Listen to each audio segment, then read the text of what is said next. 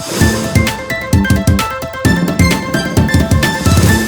তারিখের পর স্বৈরাচারের পতনের পর জনগণের চিন্তা চেতনায়, চিন্তা ধারায় কিন্তু বিরাট একটি পরিবর্তন হয়েছে।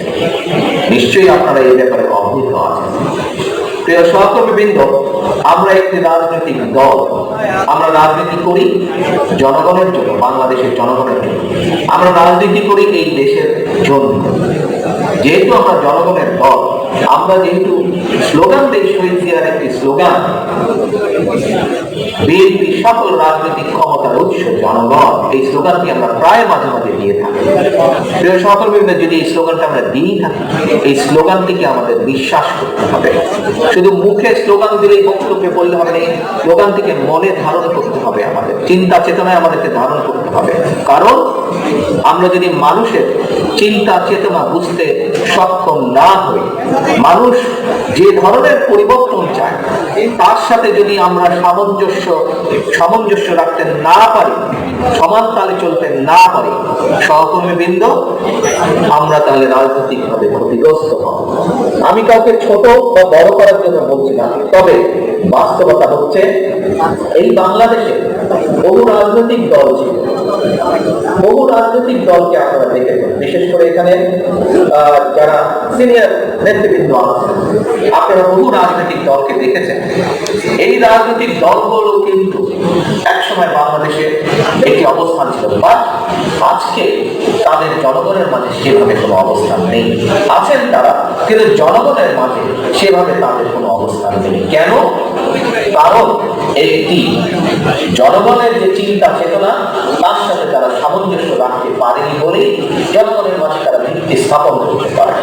সহকর্মীবৃন্দ, এই বিষয়গুলো চিন্তা চেতনার মধ্যে রেখেই আমরা কতগুলো পদক্ষেপ গ্রহণ করেছি।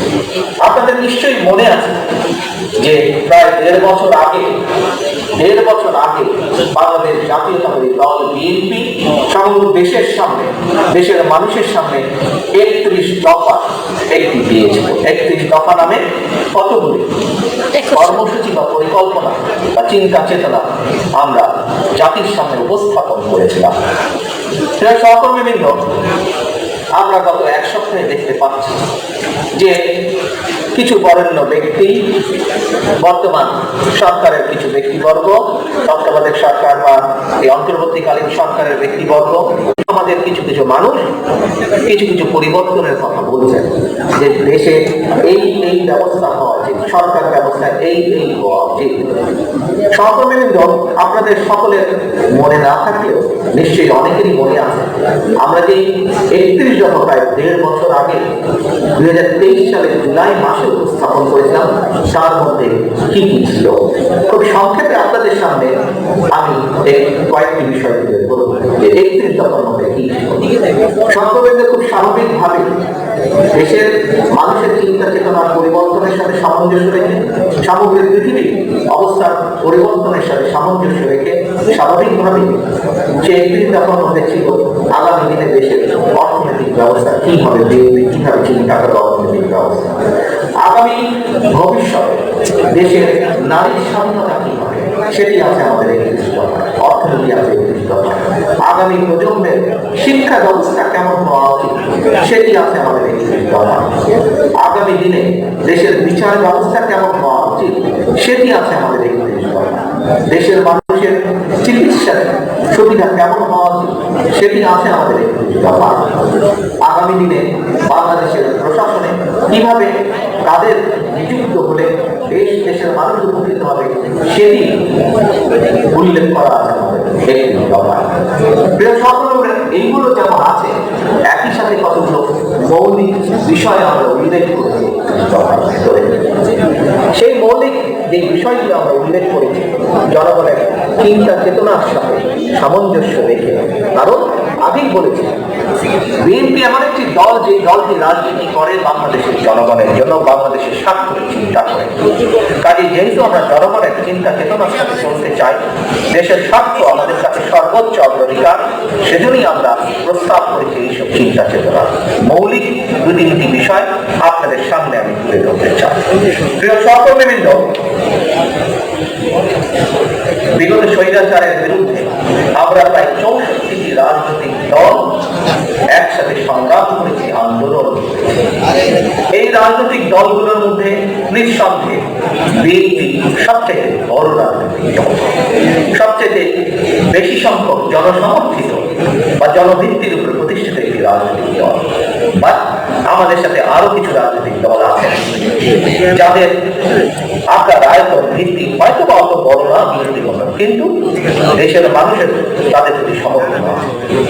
আগামী যে নির্বাচন, সেই নির্বাচনে কে কতটুকু জিতবেন, কে কতটুকু জনসমর্থন পাবে, সেটি ভবিষ্যতে বলে দিবে। তবে আমি বিশ্বাস করি বা আমি চাই বা আমি মনে করি, একই সাথে আমাদের দলের সিনিয়র নেতৃবৃন্দ মনে করেন যে আগামী যে প্রত্যাশিত নির্বাচন, সেই নির্বাচনে জনগণের সমর্থনে বিএনপি সরকার গঠন করতে সক্ষম হলে আমাদের সাথে যে সকল দলগুলো ছিলেন, যারা আন্দোলনে আমাদের সাথে শরীক ছিলেন, সেই দলের নেতৃবৃন্দ জিতুক বা না জিতুক, আমরা চাই তাদের সকলকে সমন্বিত করে তাদের সকলকে একসাথে নিয়ে জাতীয় সরকার টাইপের একটি সরকার গঠন হয়। যেন যে মানুষগুলো এই দেশের জনগণের, যে রাজনৈতিক দলগুলো বিগত দিনে এই দেশের জনগণের অধিকার প্রতিষ্ঠার সংগ্রামে ছিলেন, আমরা চাই তারাও আসুক দেশ। আমরা চাই সেই রাজনৈতিক দলগুলোকে একসাথে নিয়ে দেশ গঠন করবে, জাতিকে পুনর্গঠন করবে। এটি একটি প্রস্তাবনা আমাদের আছে। প্রিয় সহকর্মীবৃন্দ, আমরা আরেকটি প্রস্তাবনা রেখেছি। এই যে এখানে আজকে প্রায় 12,000 মানুষ আমরা উপস্থিত আছি, আমরা কিন্তু প্রত্যেকে এক একজন রাজনৈতিক কর্মী। প্রিয় সহকর্মীবৃন্দ, আমরা দেশের যে প্রথাগত রাজনীতি, সেই রাজনীতি করি আমরা। দেশে যে প্রথাগত বা প্রচলিত রাজনৈতিক কর্মী বলতে যাচ্ছে, আমরা সেরকম এক একজন রাজনৈতিক কর্মী। কিন্তু প্রিয় সহকর্মীবৃন্দ, এই দেশে বহু মানুষ আছেন যারা প্রথাগত রাজনীতির ভেতরে আসতে চান না, প্রথাগত রাজনীতির অংশ হতে চান না, কিন্তু এই দেশ গঠনে, জাতি গঠনে তারা ভূমিকা রাখতে সক্ষম এবং ভূমিকা রাখার মতো মেধাও তাদের আছে। তাদের মধ্যে হতে পারেন কেউ সাহিত্য, তাদের মধ্যে হতে পারেন কেউ সাংবাদিক, তাদের মধ্যে হতে পারেন কেউ গায়ক, হতে পারেন কেউ চিকিৎসক, হতে পারেন কেউ আইনজীবী, এরকম বহু পেশা মানুষ থাকতে পারে। কিন্তু সেই মানুষগুলো দেশ গঠনে ভূমিকা রাখতে চান, সেই মানুষগুলো দেশ গঠনের ভূমিকা রাখার মতো তাদের সেই মেধাও।